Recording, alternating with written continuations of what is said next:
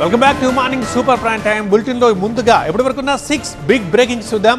Number 1, Hyderabad సంధ్యా theatre దగ్గర తొక్కిసలాట ఘటనపై పోలీసుల యాక్షన్ మొదలైంది. సంధ్యా థియేటర్ యాజమాన్యంపై కేసు నమోదు చేశారు. బెనిఫిట్ షో సందర్భంగా జాగ్రత్తలు తీసుకోలేదని థియేటర్ యాజమాన్యంపై పోలీసులు ఆరోపిస్తున్నారు.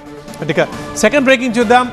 ములుగు జిల్లా వాజేడు ఎస్ఐ హరీష్ ఆత్మహత్యకు ప్రేమ వ్యవహారమే కారణమని పోలీసులు చెప్తున్నారు. 7 నెలల క్రితం ఇన్స్టాలో ఎస్ఐతో నల్గొండకి చెందిన ఒక యువతికి పరిచయం అయింది. పెళ్లి చేసుకోవాలంట యువతి ఎస్ఐ వెంట పడిందని చెబుతున్నారు. అధికారులకు ఫిర్యాదు చేస్తానని యువతి బెదిరించడంతో ఎస్ఐ ఆత్మహత్య చేసుకున్నట్లుగా తేలింది. ఇక థర్డ్ బ్రేకింగ్ చూస్తున్నాం. ఉమ్మడి ఉభయ గోదావరి జిల్లాల టీచర్ ఎమ్మెల్సీ ఉప ఎన్నిక కొనసాగుతోంది. ఉదయం 8 గంటలకు పోలింగ్ స్టార్ట్ అయింది. సాయంత్రం 4 గంటలకు పోలింగ్ ఉంటుంది. ఇక 16,737 మంది టీచర్లు ఓటు హక్కు వినియోగించుకుంటున్నారు ఇవాళ. ఇక ఫోర్త్ బ్రేకింగ్ చూస్తున్న మహారాష్ట్ర నుంచి. మహారాష్ట్రలో ఇవాళ ఎన్డీఏ ప్రభుత్వం కొలువుదీరబోతోంది. ఫడ్నవీస్ సీఎంగా ప్రమాణ స్వీకారం చేయబోతున్నారు. డిప్యూటీ సీఎంగా షిండే, ఇక మోదీ, చంద్రబాబు వంటి నేతలు ఈ కార్యక్రమానికి హాజరవుతున్నారు. ఇక ఫిఫ్త్ బ్రేకింగ్.